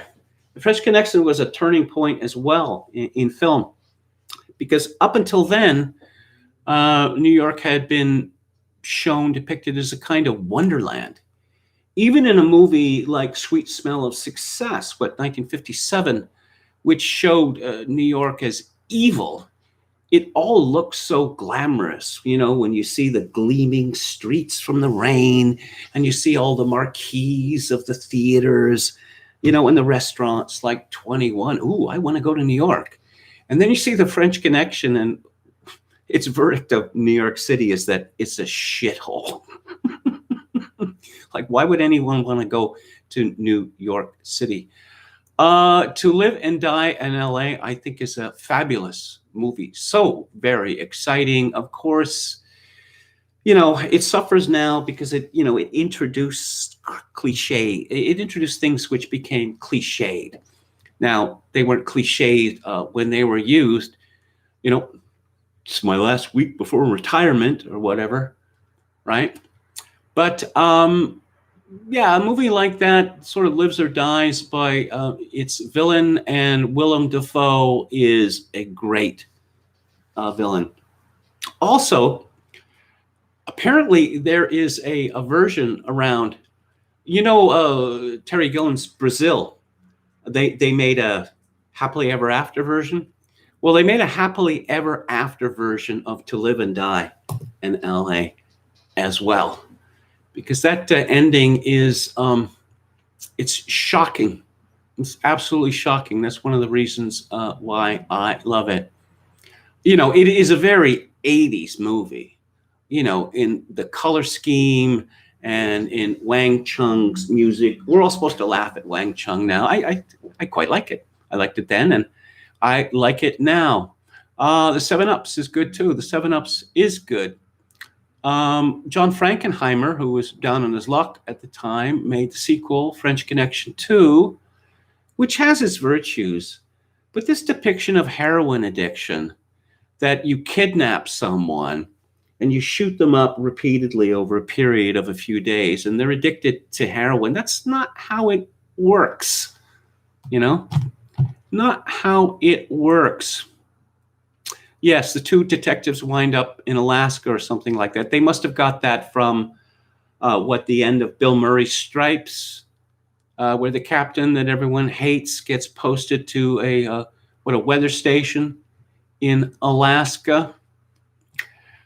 Sounds like an Ustashi Friar, says Chokokin 666. Yeah, I guess so. I mean, this is one of the terrible things that happen in war, and it certainly happened in Yugoslavia. Is this used as just an excuse for settling scores, settling racial scores, religious scores, or even just personal scores? Okay, so that's it for today and this week. You can see the sun is going down, and as a result of the loss of light, I've assumed this kind of puce color. I don't really look like that. Oh, I have to say about yesterday, I was somewhat off my form yesterday, and there's a reason for that this place I'm staying in is up for sale. And quite late the night before, I had a real estate agent had called me, and would it be okay to have a showing at 3:00? And I said, no, 3:00 won't work because I've moved my show up an hour that day. And he said, how about 2:30? And it's kind of close. And he said, no, don't worry. They'll be out by 3:00. Well, I spent, a few hours cleaning up the place, washing the floors, et cetera, And then I got dressed for the show. I had a shower, shaved, dressed for the show. And then 2:30 came, and the real estate agent called at about 2:25. And I said, oh, I'll come down and let you in. And she said, no, the clients aren't here yet. She said, come down at 2:30. Okay, I came down at 2:30, and there she was, but the clients weren't there. And I got more and more nervous. They finally arrived at about 20 to 3, and she assured me that they would be gone before 3. But, the clock was ticking and getting ever closer to 3:00, and they finally, they left about 4 minutes before the show started. And as I say, this quite put me off my game. So let's talk about what's coming up next week in the culture bin. It is the 2 days before Halloween. And so I have scheduled a horror film. Again, this is a psychological horror film. I've always thought that the most frightening thing in the world is the prospect of going insane. And that's what this movie is about. Robert Wise from 1963, The Haunting. On November 5th, Smile, which is a good-hearted, sad satire of suburban America, Michael Ritchie, 1975. November 12th, Who Framed Roger Rabbit, by Robert Zemeckis, 1988. And November 19th, one of the great message films, one of the great pre-code films, I Am a Fugitive from a Chain Gang, directed by Mervyn LeRoy in 1932. And on the book club next week, it's one day before Halloween, so I have picked a macabre novel, The Loved One, by Evelyn Waugh, which is about the funeral business, and specifically about Forest Lawn in Los Angeles. November 6th, Irreversible Damage by Abigail Schreier, which is about the phenomenon, now quite popular, apparently, of female to male transsexualism. On November 13th, a new book, David Mickish, Stanley Kubrick, and November 20th, in honor of the 100th anniversary of the Miracle of the Vistula, White Eagle, Red Star by Norman Davis. So that's it for tonight. For this week, Paul Muni. Yeah, man, big performer. So intense. A lot of people think that, he was too much. I don't know. I think he's perfect in this movie as the wrongfully accused man on the run. So I'll be back on the air Monday at 4 p.m. Pacific, 7 p.m. Eastern. If you like the show or any part of it, I'd appreciate it if you click on the like button and subscribe to my YouTube channel if you have not already done so. If you would like to support this live stream with a donation, very much appreciated, especially at this time. My PayPal account is at Kevin_Grace@hotmail.com. Once again, Kevin_Grace@hotmail.com. If you're Canadian, you can send money to me directly via Interac at kevingrace@shaw.ca. And I will leave you with this. In these days of social atomization and civilizational collapse, I do dearly wish that you, my dear listeners and viewers, manage to form some kind of genuine human connection in order to ease the burden. Good night.